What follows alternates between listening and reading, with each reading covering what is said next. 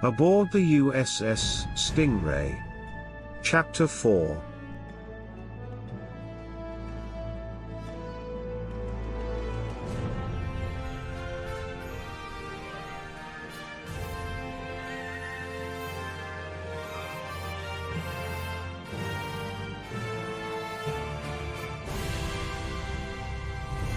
Setting the monitor buoys, we move on to Saturn. The planet, having 146 moons in the rings that make it so beautiful, was as much a challenge as Jupiter and all its moons because, again, the moons had been shuffled around just like Jupiter, and the rings had taken on a sinister look. We continued to Uranus and its 27 moons. Again, its moons were not where they belonged. We reported our findings to the Admiral and continued to Neptune and its 14 moons. Things around Neptune seemed just as our charts said they should be. We received a message from Admiral Marovich. We have not received any warnings from U-boats. Check U-boats. Marriage. And so, we retraced our steps and began to inspect our buoys. We found that our buoys were missing from Jupiter and Uranus. We decided to set out another set of buoys, only this time, we would install a passive tracking device and wait close by to track it if and when it is taken. Ensign Joy Nakamura entered the bridge. Captain, I've been looking at the changes in the orbits of the planet's moons and Saturn's rings, and I think I am alarmed at what I feel. I asked, Joy, what are you feeling? She responded, I'm uneasy. I fear, not for us, but for Earth. Some kind of disaster is being planned for our planet. I need to talk to Tatsu. I jumped up and shouted to Susan. Number 1, to Mount Fujiyama, maximum burn. My first officer ordered. Keel, Nick, you heard the captain, move it. Marina, inform Captain Stevens and Sorensen and Admiral Yellowtooth. I heard Ria's voice. Tasha, what is it? Marina replied. Ensign Joy Nakamura feels she must talk to Tatsu about the celestial changes. Ryu ordered. To Mount Fujiyama, maximum burn, all 4 of us. We arrived at Fujiyama within 10 minutes and teleported to speak with Tatsu. Joy approached the Mother of Dragons and touched her paw. Mother of Dragons, I am uneasy about the celestial changes we have observed. I feel you can guide us as to the trouble brewing. Tatsu was silent for a long time, then. My daughter Joy Nakamura, your senses have not betrayed you. A malignant entity is aligning these celestial bodies to bombard the Earth. I cannot see anything about the entity. I cannot see anything about the solution. Tatsu looked at me. Daughter, you must stop this disaster. You and you alone know what must be done. She looked at Ryu. You, my son, must allow your wife to do what must be done, and you must safeguard her and Joy. She looked at Larry and David. My sons, you must find the entity and destroy it. David and Larry asked. Sons? Tatsu replied. My adopted sons. I have adopted you because of your courage, strength, and love for my daughters and son. Tatsu smiled at our party. Only you, my children, can save our home. Pray to God here and now, then go and do what must be done. We knelt and prayed. God our Father, we seek your guidance in our endeavor and the courage and strength to accomplish our mission that only you can provide. In Jesus' name, Amen. Tatsu raised her head. Go, my children. My thoughts and prayers go before you. We all teleported back to our ships. I called all my officers, lieutenant to commander, to our conference room and explained the problem as I saw it. There is some entity intent on bombarding Earth with the moons of our outer planets. We can see that Phobos is being pulled out of its orbit to position it for the first assault. What can we do to stop this? The conference room was silent for a long time, and then Nick spoke softly. We need to scan for the power that is moving moons. Susan added. If we find the power, we must find its source. Keel said. Captain, can we strengthen the ramming shields you have added to the ship? If so, we could try to push the moons back into their normal orbit. We have the most powerful engines in the known galaxy. OB added. We could implant an engine in the right place and turn the moons into guided missiles. I said. Mabel, send everything you know to the Confederation, Constitution, and the Bradley concerning the Lebem particles. We sat silent for a few minutes, and then Joy entered the conference room. Captain, Phobos has started to move toward Earth and is accelerating. We all jumped up. Keel, Nick, we'll try blasting it. OB, get an engine ready to try your solution. As we ran to the bridge, I shouted into my comm unit. Red alert! Break orbit! Head for Mars! Weapons! I want 3 nuclear TT torpedoes ready to fire, remotely detonated. The 4 captains had taken Tatsu's direction seriously. Ryu had positioned the Confederation to the aft and port of the Stingray, seeming to be guarding my rear. The Constitution and the Bradley rocketed off to a point in the path of Phobos and stopped. Our sensors noted that those 2 ships were scanning the area for whatever they could find. Suddenly, the Bradley and Constitution shot off toward Jupiter, SL-90. We would find out later that they had discovered a cloaked installation on Ganymede and began to follow Tatsu's imperative. I drove the Stingray toward Phobos, intending to use the torpedoes to divert the moon's direction. I ordered, Weapons! I want to plant the torpedoes at a 45-degree target to shove the moon's path to miss the Earth. Plant the torpedoes about 20 feet beneath the surface and trigger them on my command. Fire! We teleported the torpedoes via hyperspace to the target area, and I waited. We plotted the moon's course, and then I ordered, Detonate! And we observed the resulting explosions. The moon seemed to deviate from the course we had plotted, and then it swung back to its original course. I called the sensor lab. Mabel, what can you tell me? She replied, I can't find anything out of the ordinary, sir. Mabel, is the moon being pulled or pushed? She cried. I don't know, Captain. I turned to Joy. You seem to have all the answers, Joy. Go see what you can see. She ran off the bridge to the sensor lab.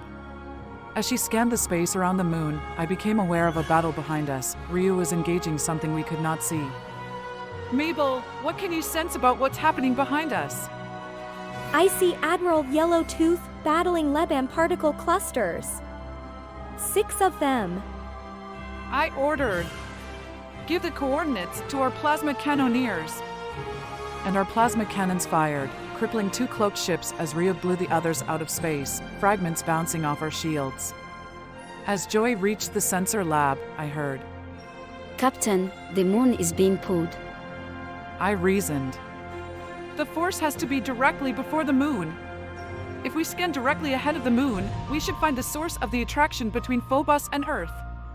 Number 1, fire the plasma cannons all along the line between the moon and Earth. She turned and began a 2-gun assault along that line. Suddenly, a massive ship appeared, and it started to run. I shouted, Nick, follow that ship! Cannons fire! Susan fired continuously until the other ship's engines exploded. Number 1, go get M! She jumped and ran. Chief, I want a squad in full armor, sidearms, and rifles in the teleporter room when I get there. I ordered, Ryu, come and protect my boarding team. I've got to stop that moon. I heard, I am Atana. Weapons, 3 more nuclear TT torpedoes. Nick, I need to get to a 45 angle to the moon's course. SL-90. It took 7 minutes to be in the correct line to fire. Torpedoes, fire! The torpedoes embedded themselves just like the previous salvo. Detonate! We, again, witnessed the explosions and calculated the new course of the moon. Not enough! Launch a full spread of nuclear torpedoes, fire! We calculated the course again. It will miss the Earth and be pulled into the sun. Marina, notify Admiral Marovich of the moon's destination. We met with the Confederation and retrieved our crewmen. Susan reported that the ship had no biologic crew. the Bradley and Constitution approached Ganymede. The Bradley on a swift, frontal attack and the Constitution on a more surreptitious route. Nothing happened as the Bradley approached, then Larry got a call from David. Larry, we're in. No one is here. It seems to be remotely controlled. We'll teleport out, and you blow it to smithereens. After 2 minutes. Larry, blow it up. And it exploded. David shouted. That was terrific. What a beautiful mushroom cloud, Larry. We met near Ganymede aboard the Confederation, patting each other on the back and celebrating. Then we sobered up. Guys, I said, we only averted the immediate crises. We still have a grunch of moons out of their regular orbits. We need to fix that and find out who is doing this. David remarked. I have an Archon who owes me. I'll try to contact him and start asking questions. David left the area to try to find this Archon. We learned much later that the Constitution had to battle its way to their home world and rescue the Archon captain. Captain Johansen Petros was the one to whom David had given the AC-3 cancer cure. Captain Petros was taken aboard his old ship and enthusiastically greeted by the crew. It seems that his replacement was a tyrant and was hated by the crew. David's new ally hijacked his ship and joined David's mission. The Archon ship, the Alpha One, and the Constitution returned to Sector 00 to continue the fight. Captain Petros was asked about the cloaked facility, ships, and the movement of the moons of the outer planets. He stated that the Archons had never developed a cloaking technology, nor had they ever tried to move celestial bodies around, and because of the AC-3 cure, would not attempt to destroy the people that had freely given them such a valuable gift.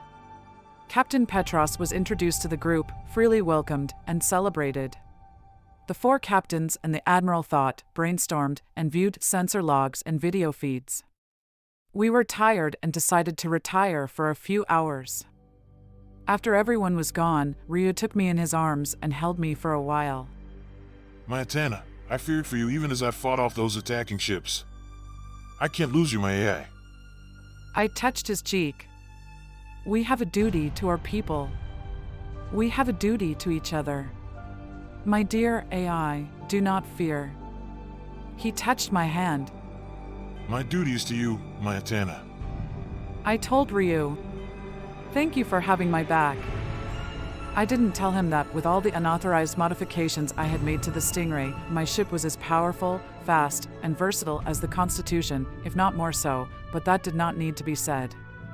The following day, Larry, David, and Petros turned to Ryu expectantly. Still, I spoke up. Tatsu said I was the one to keep the moons from bombarding the Earth.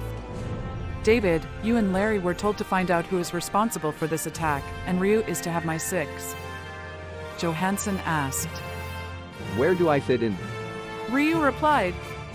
May I accompany Captain Stevens? Ryu turned to David. He's all yours, David. There were smiles and handshakes, and we left on our missions. I ordered, Susan, let's check out Deimos. She smiled. Aye, Captain. Keel, Nick, you heard the captain, SL-50. Mabel, we'll check out Deimos in about 20 minutes. Mabel responded. Sir, Deimos is moving toward Earth. I called engineering. OB, I had asked about mounting engines on a moon. Can we do it? He replied. I've got 3 ready for deployment already. OB, I'll be right down. Number 1, you're with me. Keel, you have the con. We ran out, headed for engineering. Captain, what's the plan? Out of breath, I replied, shaking my head. OB will explain. In engineering, OB explained. We embed 3 engines in the moon, and by controlling the thrust on each engine, we can steer the moon anywhere we want it to go. Susan asked. How powerful are your engines, OB? He told us that he had made the engines 4 times larger than our sublight engines, increasing the thrust by a factor of 8. I told OB that we would test the system using Deimos. With this, we will find out how feasible our theory is. Then we heard. Captain to the bridge, please. Okay, number 1, to the bridge. OB, stand by. As we stepped on the bridge, Keel said. Dymo's in about 2 minutes. Mabel called out. Captain, Joy is here with us. She says that the moon is being pulled. I turned. Number 1, get your cannoneers and do just what we did before.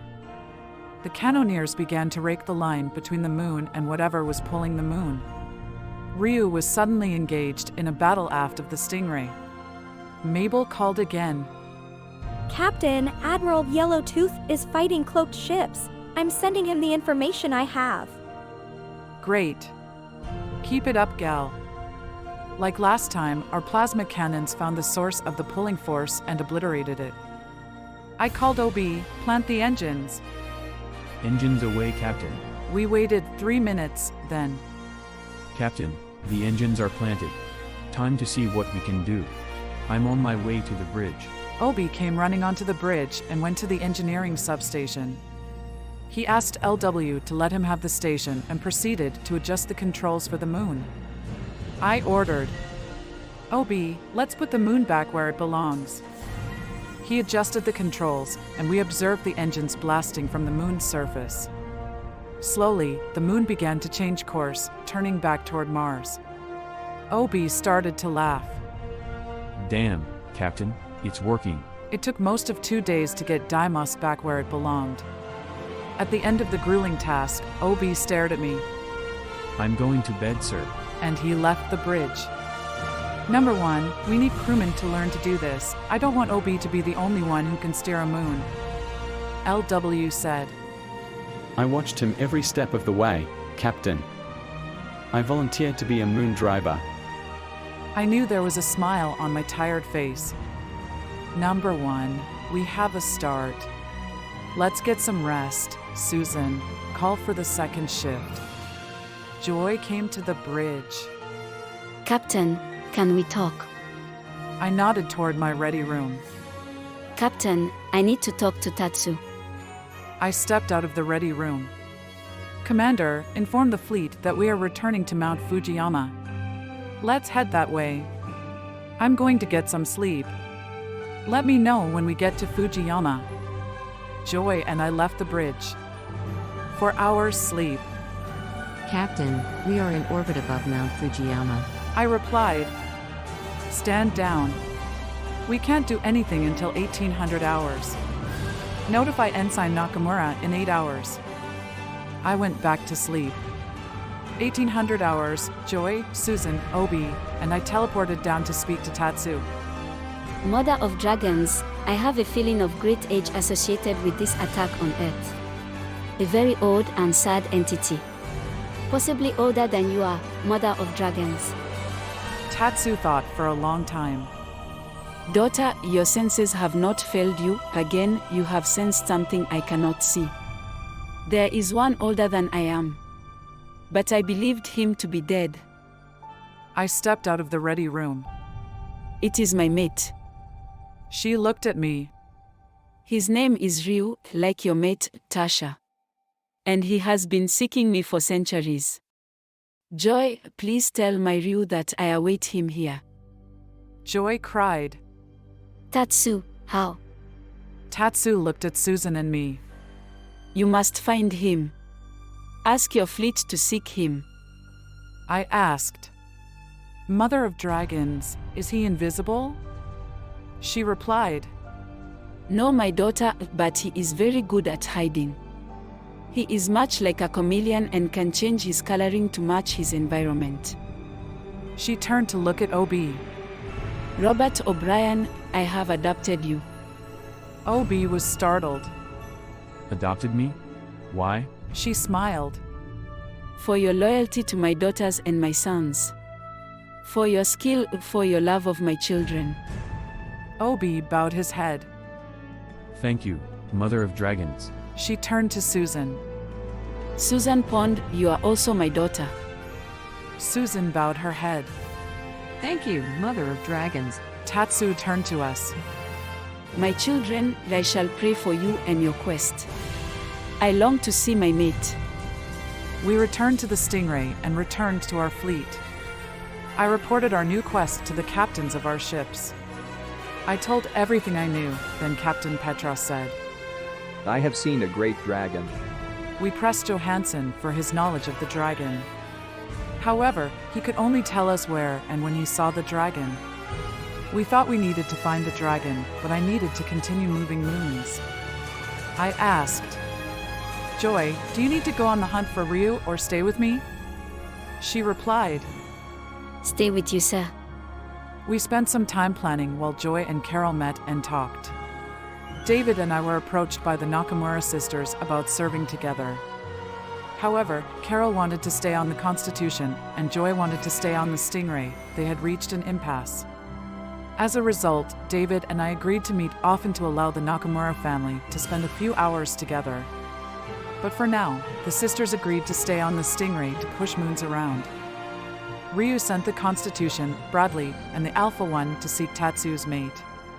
He and I would continue our quest for the force-moving moons and our mission of moving moons back to their regular orbit. After moving Deimos back into its normal orbit and sending Phobos into the Sun, we moved to Jupiter and began calculations concerning Jupiter's moons. We saw that the new orbits of the moons of Jupiter were in balance and, if not disturbed, would be stable. However, their new orbits were such that it would take only a slight disturbance to send them toward Earth. We decided to re-establish the presence of monitor buoys with hyperspace communications rather than the normal UHF-VHF ultra-high-frequency, very high-frequency communications. I sent Joy and Carol to the sensor lab to keep tabs on the moons. As we thought to move the Saturn, I heard Lieutenant Nakamura's voice. Captain, Europa is changing orbit. We see the force pulling the moon. We think we can anticipate the source's location. I ordered, Feed the location to OB. Let's try to put a shield around the source and use our tractor beam to hold it still while we board their vessel and find out who the hell they are. I had included my order with OB, and we began to plan our move. We captured the source of the pull and encapsulated it. Meanwhile, to the aft, Ryu was, again, battling unknown and unseen forces. I direct our plasma cannon to blast the enemy to our rear.